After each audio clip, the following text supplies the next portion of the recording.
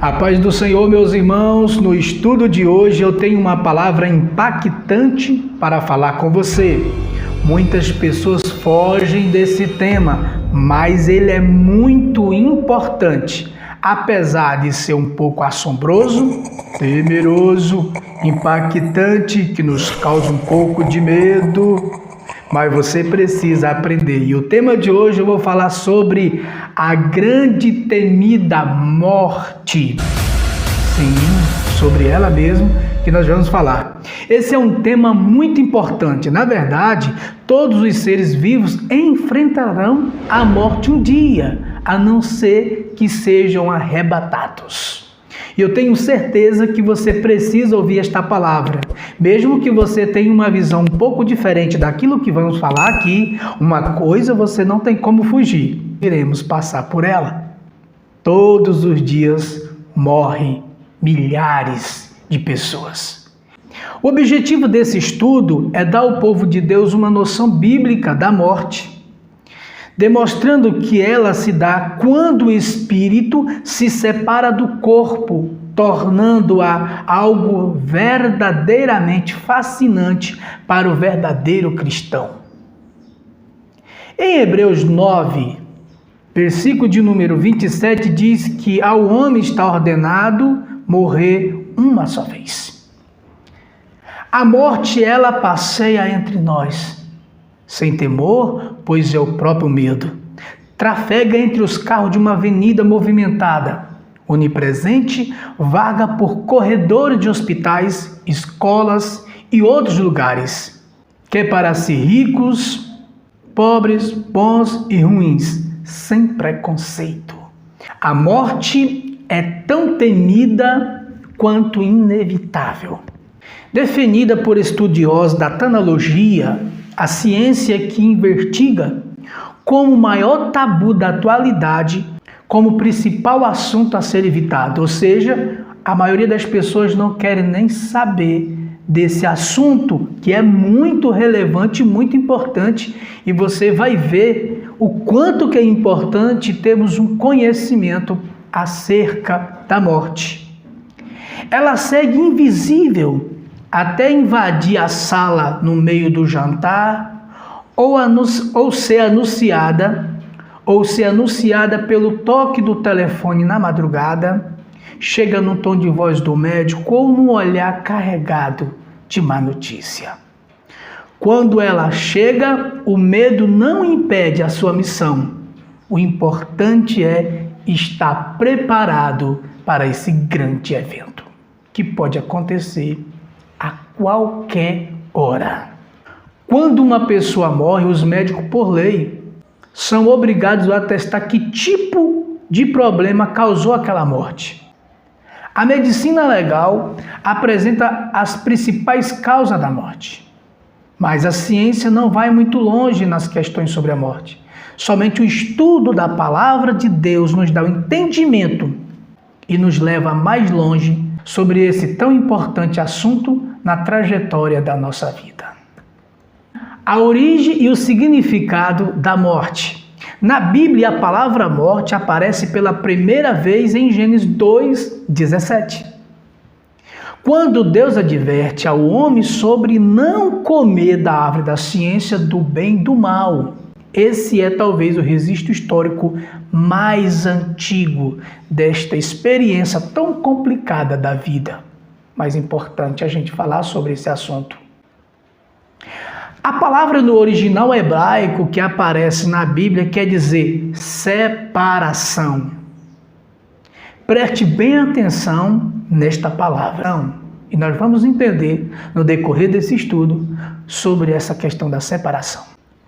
Esta é a palavra fundamental para designar a morte.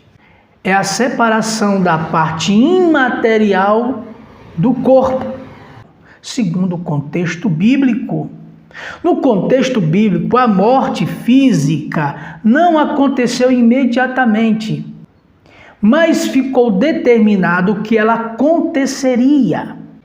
Aquilo que foi falado em Gênesis 2:17 se cumpriu em Gênesis 5:5, que está escrito: E foram todos os dias que Adão viveu, 930 anos e morreu. Aconteceu, a promessa se cumpriu na vida dele. Ele morreu. Para entender esse processo da vida e da morte, temos que rever no Antigo Testamento a composição do ser humano. Imagine você comigo, Deus fazendo um boneco. Pense, ele fez o quê? Um boneco. Eu vou pegar aqui o bonequinho do Brian para você entender. Ele fez o quê? Um boneco. Mas o boneco, ele não tinha movimento, ele não tinha vida, ele não tinha o Espírito de Deus, o fôlego de Deus. Mas de repente o mestre fez isso, ó, soprou na narina do boneco, e de repente o boneco começou a se movimentar. O sopro de Deus, quando foi colocado dentro do homem, gerou a alma vivente. E agora esse homem consegue ver, consegue pensar, sente desejo e etc. O espiritual é a parte mais importante do ser humano. Está escrito, na verdade, há um espírito no homem, e a inspiração do Todo-Poderoso o faz entendido. Aleluia, que coisa linda. Em Jó 34, versículo de número 14 e 15, se ele pusesse o seu coração contra o homem e recolhesse para si o seu espírito e o seu fôlego, toda a carne juntamente expiraria e o homem voltaria para o pó. Se Deus tomasse uma decisão agora de tirar esse ser espiritual que foi gerado pelo hálito de Deus de dentro de mim, eu cairia aqui morto agora. Se ele fizesse isso com você, você cairia morto aí agora. É isso que Jó está dizendo. Deus te abençoe poderosamente. Muito obrigado por ter assistido esse estudo e em breve vem a segunda parte. Fiquem na paz. Shalom.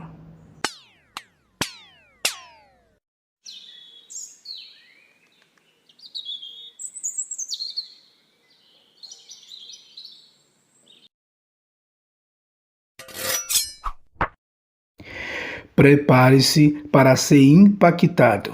Este vídeo é a segunda parte do estudo onde eu falo sobre a morte. É imperdível. Se você não for inscrito, inscreva-se, ative o sininho, deixe um like e compartilhe para que outras pessoas também possam ter este conhecimento desse tema que é muito importante. Neste estudo eu vou falar sobre a morte e também vou contar um testemunho muito forte que aconteceu na morte da minha irmã. Vamos falar deste homem interior, desse ser interior que foi gerado dentro do homem. Zacarias 12:1. Olha só, Deus forma o espírito dentro do homem. E em Jó, capítulo 10, versículo 12, diz assim: o preserva o espírito de vida. Quem preserva você vivo? O eterno Deus. Mas aí você pensa, morreu, acabou. Tem pessoas que pensam assim, eu respeito a sua forma de pensar, mas gostaria que você também entendesse algumas coisas. Vamos ver o que está escrito em Apocalipse 6:10. As almas dos que foram mortos clamavam, ou seja, estavam vivos em outro lugar. Isso mostra que eles estão vivos espiritualmente em outro lugar. O espiritual é a parte mais importante do ser humano. Você está cuidando da sua vida espiritual? Como que está a sua vida espiritual diante de Deus? Quais são suas prioridades? As coisas da terra ou as coisas do céu? As coisas são mais importantes para você do que as pessoas? Pense nisso. Porque nós precisamos priorizar as coisas que são lá de cima. Veja também o que está escrito em Lucas 16, 23. E no inferno ergueu os olhos, estando em tormentos, e viu ao longe Abraão e Lázaro no seu seio. Eu quero trazer uma explicação rapidinha desta palavra. Primeiro, uma pessoa temente a Deus morre. O outro que não temia o Senhor morre, mas vivia nos prazeres da vida, fazendo tudo que agradava os seus olhos e desprezava o que era de Deus. Agora esse homem morre e ele vai para onde? Para o inferno, para o lugar de tormento. E eu quero trazer uma explicação, porque eu sei que algumas pessoas vão dizer, não, mas inferno quer dizer sepultura. Isso no sentido físico, pode até você compreender dessa forma. Mas eu te pergunto, você já ouviu alguém gritar de dentro da sepultura, estando morto? Não. O corpo morreu, saiu, o ser espiritual do homem saiu, ele cai morto. Nós vamos entender isso no decorrer desse estudo. Você também pode questionar dizendo que isso é uma parábola, mas se você estudar, parábola não tem nome de pessoas, não cita nome de pessoas. E aqui tem o nome de Lázaro. Outra coisa que você deve levar em consideração, que mesmo que fosse uma parábola, não perderia a essência, o conteúdo tinha a mesma validade, como se fosse algo que tivesse acontecido real. Mas aqui nos leva a entender que é algo real que aconteceu. O ser vivo, quando sair dessa cápsula, ele continua sentindo dor. Prova que este homem perdeu o paraíso e estava no inferno, clamando, pedindo por misericórdia. E logo vai ter alguém que vai dizer assim, mas Deus é tão bom, Deus é amoroso, nós estamos no tempo da graça. Como que pode isso ser real, ser verdadeiro, de alguém para o inferno? Deixa eu te explicar uma coisa para você entender. Porque no meu ponto de vista, tem muitas pessoas por aí pregando um evangelho falso. Uma graça que verdadeiramente é uma desgraça na vida das pessoas. Um evangelho que não tem renúncia, que não tem mudança, não é um verdadeiro evangelho. E para você entender que isso não é a falta de amor de Deus para com o ser humano. Não, jamais. Eu vou te explicar para você entender. Imagine você comigo, que bem aqui do meu lado, desse lado, tem um buraco. E nesse buraco tem fogo. Só existe esse caminho. Não existe outro. Mas de repente, chega aquele que é amoroso e diz assim, eu vou enviar o meu filho. Um novo caminho, o caminho da graça. Eles não merecem, mas o meu amor é tão grande. Eu estou amando este mundo de tal maneira que eu vou enviar o meu filho. Uma porta de escape, a porta da salvação. E vou colocar diante dos homens. Aí veio Jesus. Arrependei-vos, porque é chegado o reino de Deus. Deixa o caminho da prostituição, deixa o caminho do erro e siga-me. O caminho é estreito, é apertado e poucos são os que seguem-me. Poucos são os que encontram, mas a porta que vocês estão é muito larga. Muitos são os que entram por ela, mas no final dela tem um inferno. Nesse sentido, para você entender, agora está aqui o amor de Deus desse lado, a misericórdia, o perdão de Deus está desse lado, a porta da salvação está aberta, mas o inferno está do outro lado. E aqui não é uma questão de amor, é uma questão de decisão. A pessoa decide onde vai passar a eternidade. Se ela quer renunciar à sua vontade para fazer a vontade do Senhor e ir para o caminho estreito, ou se ela prossegue no caminho largo, é uma decisão. Deus, ele é tão amoroso que ele dá opção para o homem. Você escolhe aonde quer passar a eternidade. Ele não te obriga. Ele é tão bom que quando alguém chegar no inferno, ele não tem como dizer, eu não fui avisado. Mas falaram para mim que inferno não tinha inferno. O pior é quando chega lá, descobrir que tem. Então, essa é uma decisão do ser humano. O amor de Deus é tão grande que nos dá uma porta de escape. Mas cada um segue o caminho que quer. Tem um livre-arbítrio e o Senhor Deus respeita isso. Então ninguém pode culpar a Deus por chegar no inferno. A porta do céu está aberta, mas se alguém quiser ir para o inferno, é uma decisão. É só seguir a sua própria vontade. Então, vale a pena fazer a vontade de Deus. Aqui tem um homem, Lázaro, no paraíso, e tem outro gritando no Hades. Enquanto Lázaro está se alegrando, descansando, tem um outro que está clamando, está gritando. Mas a decisão foi dele de ir para aquele lugar. Agora é tarde demais. Eu tinha uma irmã que o nome dela era Aldenice. Ela morava na região de Belém do Pará. E um certo dia ela foi cruzar a rua da casa dela, onde tinha um quebra-mola, uma lombada. E veio um homem num carro desgovernado, bêbado, em alta velocidade, não freou para passar na lombada e bateu na minha irmã. A minha irmã subiu e bateu a cabeça no asfalto. E ela foi para o hospital, foi internada.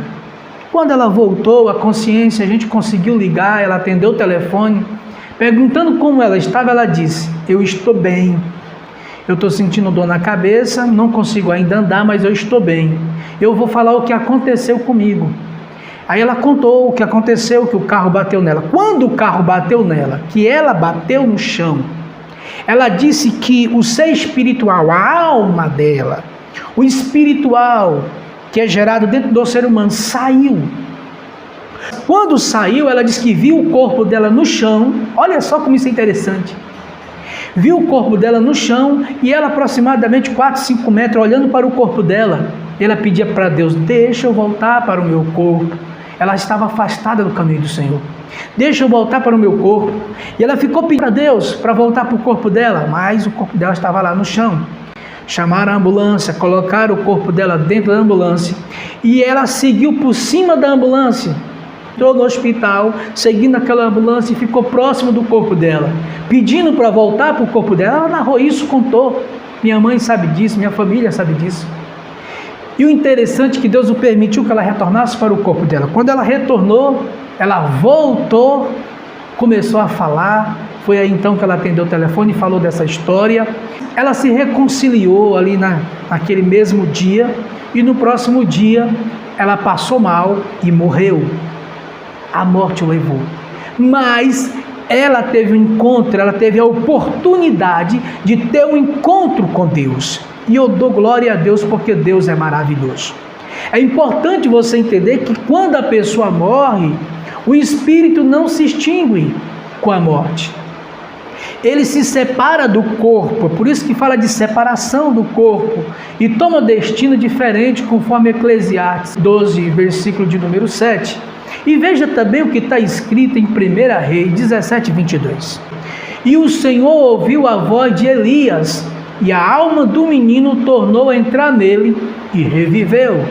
Elias orou, o Senhor atentou para a oração de Elias, e de repente o espírito volta, e agora o menino reviveu. Viu que quando se separou a alma do menino, o menino morreu? Quando se juntou a alma do menino, o menino reviveu. Que interessante, né? Para o povo do Antigo Testamento, a morte era algo que, na maioria das vezes, estava condicionada à desobediência, conforme está escrito em Deuteronômio 30, versículo 15 a 19. E claro, é bem importante você entender que a desobediência tem levado muitas pessoas antecipadamente para a morte e, consequentemente, muitos para o inferno. O significado em outras culturas paralelas, exemplo, na Grécia clássica, a morte era a libertação da alma que estava aprisionada no corpo e, consequentemente, fim da vida material. E não havia nenhum conhecimento sobre o além do túmulo. No helenismo, que é um resultado da cultura grega entre outros povos, a morte era considerada um fenômeno da natureza que eles não sabiam determinar exatamente como. E havia várias correntes filosóficas de pensamento sobre o assunto. Isso acontece, claro, até hoje. E no Novo Testamento? Aqui alistamos vários aspectos. A morte era um processo natural, porém não originário de Deus, mas do diabo. Em 1 Coríntios, capítulo de número 15, versículo 25 e 26, o apóstolo Paulo trata a morte como uma inimiga e Jesus veio para derrotá-la, para vencê-la. Obrigado por assistir a segunda parte desse estudo, onde eu falo sobre a morte. Deus abençoe a sua vida e a sua família. Não esqueça de deixar o seu like e de conferir a sua inscrição. Se você ainda não assistiu a primeira parte, que é muito importante sobre esse tema, aconselho que assista, que com certeza você vai entender ainda mais sobre esse lindo tema. Deus abençoe a sua vida e até o próximo vídeo, a terceira parte, que também vai ser impactante. Deus abençoe. A paz do Senhor, meus irmãos, estou passando aqui para trazer a terceira parte do vídeo com o tema A Morte. E hoje vou falar sobre 7 características da morte, mais bônus. Você não pode perder esse estudo, ele é muito importante, com certeza vai despertar você para a realidade.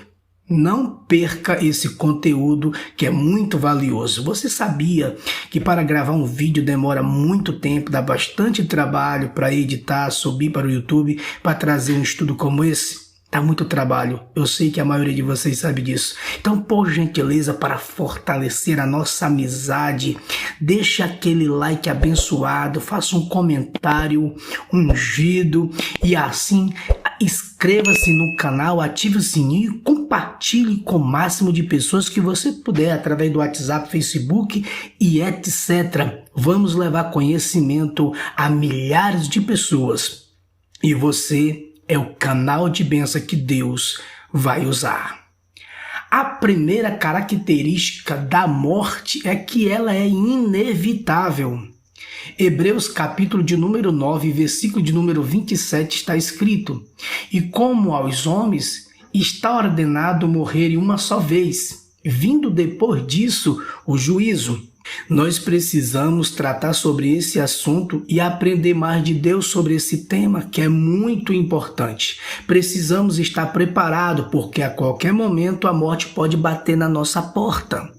Devemos estar prontos, porque isso vai acontecer um dia. A segunda característica da morte é que ela acontece no tempo próprio. Eclesiastes capítulo 3, versículo de número 2, parte A, está escrito: há tempo de nascer e tempo de morrer. Então existe o tempo de nascer e o tempo de morrer. Uma hora vai chegar a nossa vez. E isso é importante a gente ter esta consciência. Lembrando que a obediência a Deus e aos nossos pais prolonga os dias de vida. E claro, a desobediência antecipa a morte. A terceira característica da morte é que ela é a porta de entrada para a eternidade. Em Lucas capítulo 19 a 31, você pode ler na sua Bíblia depois, e Lucas 23, 43 está escrito: Disse-lhe Jesus: Em verdade te digo que hoje estarás comigo no paraíso. Mesmo que seja um assunto tão complicado e tão difícil até mesmo de conversar com as pessoas, a morte continua sendo a porta de entrada para a eternidade. Número 4. A imortalidade do espírito, ou seja, a morte ela não consegue destruir com o ser espiritual que foi criado pelo próprio Deus. Vamos ver o que está escrito em 2 Coríntios capítulo 5, versículo de número 2. Por isso também gememos, desejando ser revestidos da nossa habitação, que é o céu. Você pode ler mais o capítulo de número 5, até o versículo 9, e você vai entender que nós estamos aqui só de passagem e que a morte não consegue destruir o ser espiritual que foi colocado dentro de nós através do sopro de Deus. Pois o apóstolo Paulo está dizendo que ele está desejando ser revestido da nossa habitação, ou seja, de um novo corpo que é do céu. Aleluia! Glória a Deus, essa é a nossa esperança. Quinto, o destino do ser espiritual na morte. Você pode ler Lucas capítulo 16, 19 ao 31, mas vamos ler apenas o versículo 22 e 23. Veja como é fascinante. E aconteceu que o mendigo morreu e foi levado pelos anjos para o seio de Abraão. E morreu também o rico e foi sepultado, e no inferno ergueu os olhos, estando em tormentos, e viu ao longe Abraão e Lázaro no seu seio. Quando Lázaro morre, um homem temente a Deus, servo do Senhor, ele é levado para o paraíso, também chamado de seio de Abraão. O homem rico que não temia Deus, que não fazia a vontade de Deus, quando ele se acordou, ele estava no lugar de tormento. Foi o destino da alma dele, da vida dele, foi para lá. Por quê? Porque ele seguiu o caminho que levava para o inferno.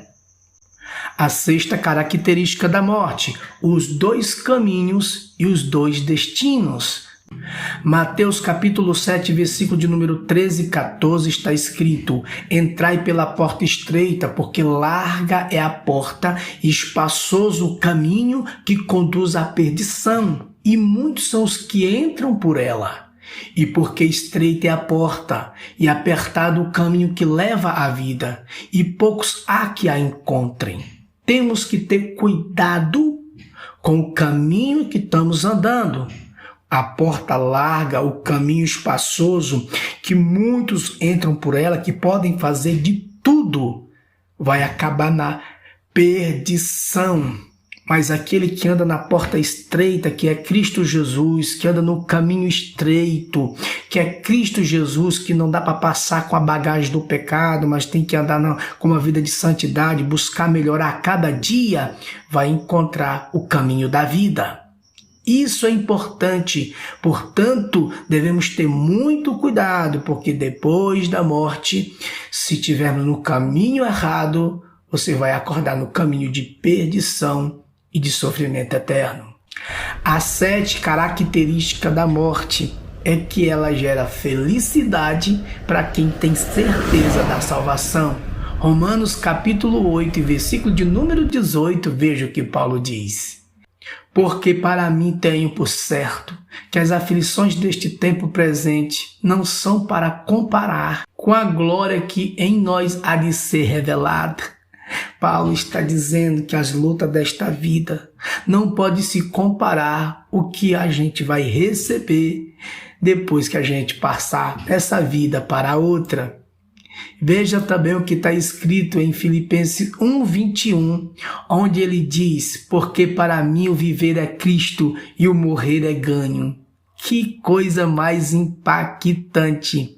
Veja também como bônus Apocalipse 14, versículo de número 13, que diz assim a parte A: e ouvi uma voz do céu que me dizia: escreve, bem-aventurados os mortos que desde agora morreram no Senhor. Felizes são aqueles que morreram em Cristo, aqueles que entregaram a sua vida para Jesus, foram fiéis ao Senhor, morreram fazendo a vontade do Senhor e agora estão descansando do trabalho das suas mãos no paraíso do eterno. Que coisa mais linda e brilhante! Para os salvos, a morte é a passagem para a vida eterna com Cristo, conforme está escrito, 2 Coríntios 5:8. Mas temos confiança e desejamos antes deixar este corpo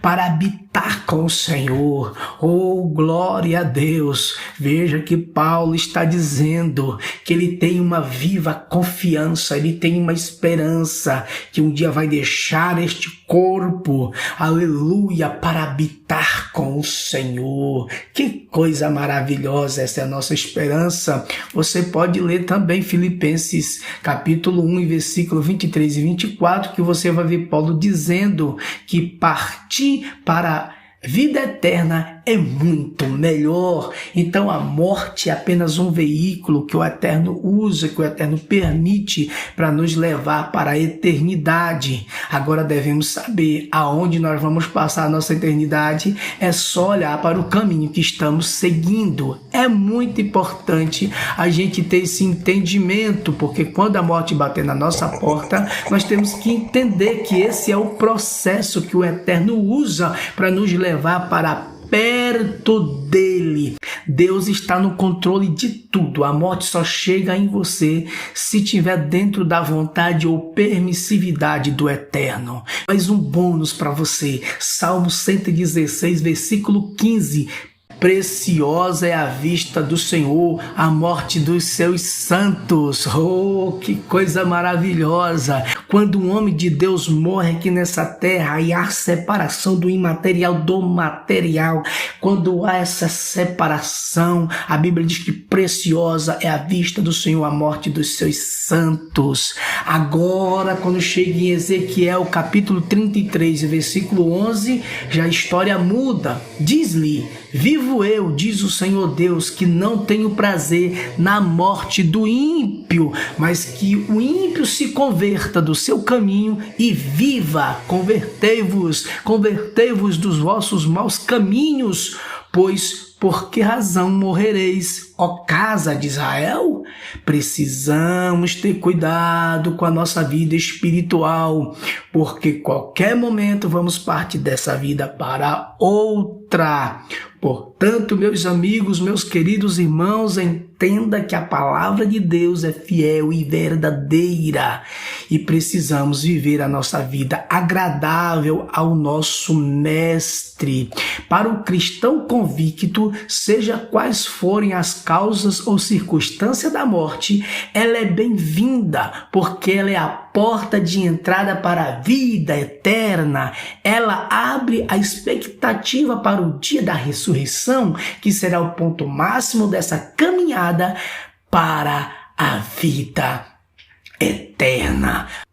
Deus abençoe a sua vida, a sua casa, toda a sua família, e que o Eterno te dê força para você vencer todas as adversidades desta vida e que você possa estar no centro da vontade do Todo-Poderoso, preparado para qualquer combate, para qualquer luta, seja ela qual for. Deus está contigo e Ele nos garante vitória. Permaneça firme, fazendo a vontade de Deus, porque a vontade de Deus é perfeita e agradável. E somente Ele tem vida e vida com abundância para nos dar. Muito obrigado por assistir mais este conteúdo que edifica as almas. Um abraço carinhoso e respeitoso do servo de Deus, Adailson, aqui de Goiânia, Goiás.